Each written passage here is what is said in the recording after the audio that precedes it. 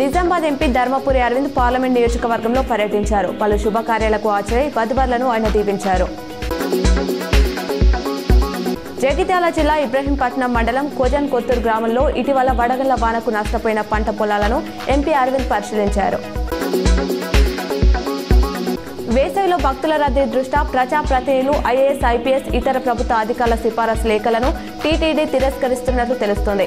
ఈ విషయంపై ఎలాంటి అధికారిక ప్రకటన ఇవ్వలేదు. దీంతో లేఖలతో వచ్చిన భక్తుల పరిస్థితి అయోమయంగా మారింది. ఏటా ఏప్రిల్ 15 నుంచి 3 నెలల పాటు సిఫారసు లేఖలు స్వీకరించారు. భారత స్టాక్ మార్కెట్ సూచీలు ఇవాళ భారీ లాభాలు ప్రారంభమయ్యాయి. సెన్సెక్స్ 518 పాయింట్ల లాభంతో 79,071, నిఫ్టీ 138 పాయింట్ల ప్లస్లో 23,989 వద్ద ట్రేడ్ అవుతున్నాయి. బ్యాంకింగ్ సెక్టర్ లాభాల్లో ట్రేడ్ అవుతుంది.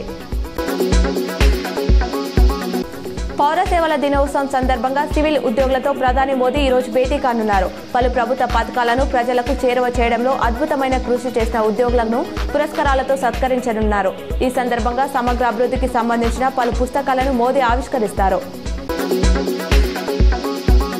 నవీపేట మండలం ఎంచా శివార్లోని పేకట స్థానంపై ఆదివారం రాత్రి టాస్క్ ఫోర్స్ పోలీసులు దాడులు నిర్వహించారు.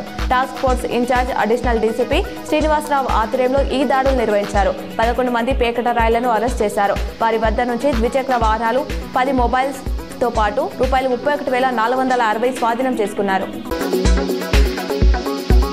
కేంద్రంలోని బీజేపీ ప్రభుత్వం దేశంలో ప్రజల మధ్య మత విద్వేషాలను రెచ్చగొడుతుందని రాష్ట్ర ప్రభుత్వ సలహాదారు షబీర్ అలీ ఆగ్రహం వ్యక్తం చేశారు. నగరంలోని మైనార్టీ ఏరియాలో పర్యటించారు. ఆయన మాట్లాడుతూ వాకఫ్ బోర్డు చట్టాన్ని రద్దు చేయడంపై తాను సుప్రీంకోర్టులో పోరాడుతున్నట్లు తెలిపారు. జపాన్ పర్యటనలో భాగంగా పలు సంస్థలతో సీఎం రేవంత్ బృందం పలు ఒప్పందాలు చేసుకుంది. హైదరాబాద్లో ఏకో టౌన్ ఏర్పాటులో భాగంగా పర్యావరణ పరిరక్షణ, వ్యర్థాల నిర్వహణ, రీసైక్లింగ్ రంగాల్లో EX research institute, P9 LLC, Nippon steel engineering, new chemical trading, Amit holdings సంస్థలతో MOU చేసుకుంది. వాకఫ్ బోర్డు సవరణ చట్టాన్ని ఎట్టి పరిస్థితుల్లోనూ అమలు చేయనీయమని తెలంగాణ ప్రభుత్వ సలహాదారు షబీర్ అలీ అన్నారు. నిజామాబాద్లో ఆదివారం వాకఫ్ బోర్డు చట్ట సవరణకు వ్యతిరేకంగా జరిగిన వాకఫ్ బచావో ర్యాలీలో ఆయన ప్రసంగించారు.